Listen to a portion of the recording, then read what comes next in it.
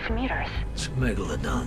The fascination with sharks is our fascination with the ocean. They are the true monsters of the sea, and the reason it's scary. Why is a shark more scary than a lion? You can see a lion. That shark comes out of nowhere.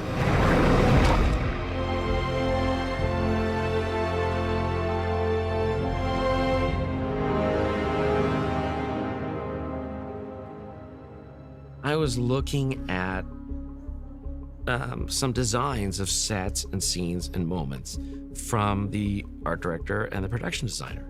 And there is this picture of the back of a little girl standing at a window with this giant mouth right there. And we all look at it and say, that's the movie. But that's not my idea. That's an artist's idea. Well, you always start with the storyboard and the art that you've been given by the art department. Their direction was pool beagle, shark, good to look at, great white, good to look at. So of course we look a lot. You start with Wikipedia, you start with Steve Alton's novel, you start with Shark Week, you go to everything you know about sharks and what experts tell you about sharks. Science knows very little about megalodons. There's huge debates about what they were, what their genetic line is. The single most important thing for me was that it wasn't just a scaled up great white shark. We've tried to make it look fearsome, prehistoric, and terrifying, as well as it looking awesome and sometimes graceful and very at home in the water. But most of all, I think what we're trying to do is get away from the shark that everyone's seen, which is the great white. It's not that, it's something different. The fact that science knows so little about megalodons, MEG, gave us opportunity to fill in the blanks the way we wanted to. And we had two issues. One, what did this shark look like? But two, what would this giant shark look like if it lived at 30,000 feet below the surface of the water?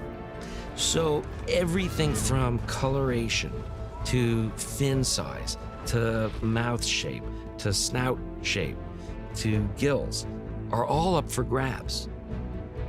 We went for a sort of a gnarly, knobbly look of the skin. We didn't go for just regular shark skin. We wanted something a bit more stated, you know, a bit more monster creature-like than that. We also went for a sort of a brown mottled coloration, not like a great white at all. I think that these gills in a dead shark really do flatten out. One of the things we did, we gave it more gills than a normal shark would have. Because of the oxygen-poor environment at the bottom of the ocean, this might be a shark that evolved more gills. One fish did all this? Ask it yourself. The MEG's fin was about 10 feet tall in the end, after all the size iterations that we went through. The fin itself went through a number of different designs because the sort of back end of the fin, the dorsal fin, if you look at real sharks like great whites, you can see that they have lots of tears and nicks on the back of the fin, and that's what makes them unique. It's a bit like markings on an animal. Also, we didn't want to just have many, many shots of just the fin going through the water. You know, that classic shot, fin going through water. So what we did, what Scanline did so brilliantly with that, was they built in the actual geometry of the shark body pushing the water along. So we got these big stated sort of humps of white water, sometimes preceding and sometimes going after the fin as well as the tail that's swishing backwards and forwards behind that dorsal fin to give it a really different level of dynamism. Oh, are you okay? There's a monster and it's watching us.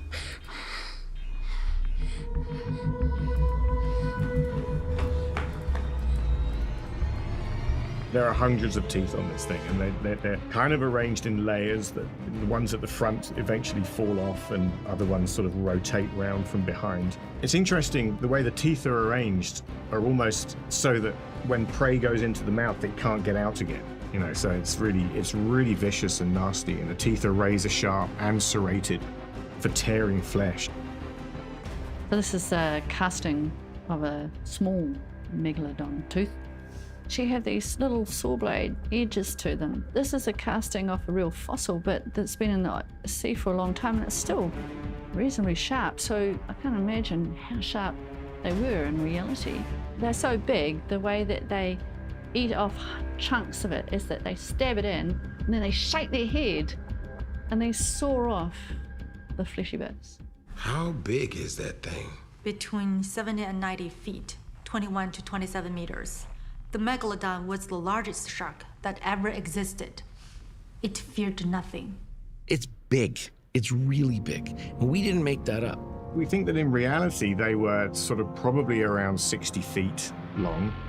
This is based on the only thing that is left behind in the present day from the original real megalodons, which is fossilized teeth.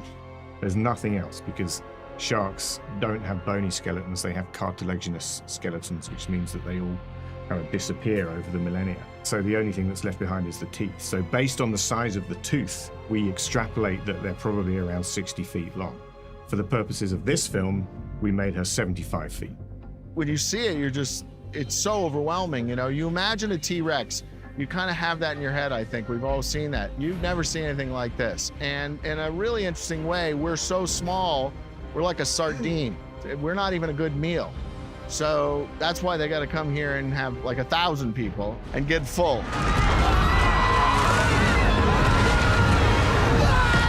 The Megalodon is huge, but it's also very agile and very fast. So it can turn. It's got quite a flexible body. It can turn on a dime, really. With a big swish of the tail, it can get up to speeds approaching that of a small speedboat. So it's definitely spent, millions of years evolving into this hydrodynamic killing machine, which is what it is. So we studied the biomechanics of sharks quite closely. And at the visual effects facilities, Scanline, Double Negative, and ImageWorks, we did some tests of skeletons and how, fish skeletons, how they move, shark skeletons, with the dorsal fins and the pectoral fins and the tail section to provide forward motion. And we did lots of studies of swim cycles. We're taking the science and bringing it together with artists and painters and sculptors and scientists and all this to come up with a believable look. And it changed a lot. Because my view of what it looked like may not be this producer's view of what it looked like and their view of what it looked like. So there were debates and discussions and arguments. And then you say to the visual effects people, make it look totally 100% real while we argue about what that actually means.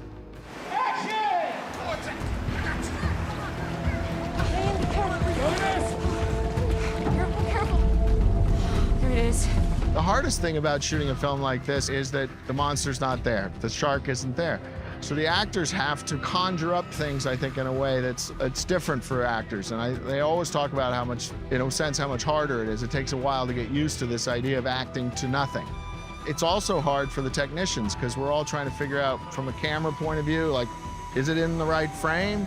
Our visual effects people are trying to figure out if we're moving the camera correctly. Our director is wondering how it's going to all cut together. All right, so let's restage it and shoot again. So, it creates a lot of uncertainty, although many of us have worked a lot with visual effects. So we recognize the obstacles to it, and you just have to be very methodical about taking them on.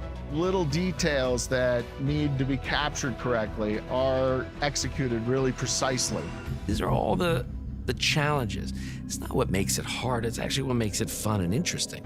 For me, what I found the most challenging with this kind of character is sharks are notoriously uncute. They're fascinating and charmless. They don't even blink. They don't have shoulders. They don't have eyebrows, right? There's no expression. Shark happy and shark eating you is the same face. So you're trying to get some drama into this, and you got one face to work with. Now, if you have the shark go "Arr," to be mean and scary, okay, we got it's scarier, but you just lost some truth. And if shark does regular shark face, it feels boring. So you're dealing with that kind of stuff.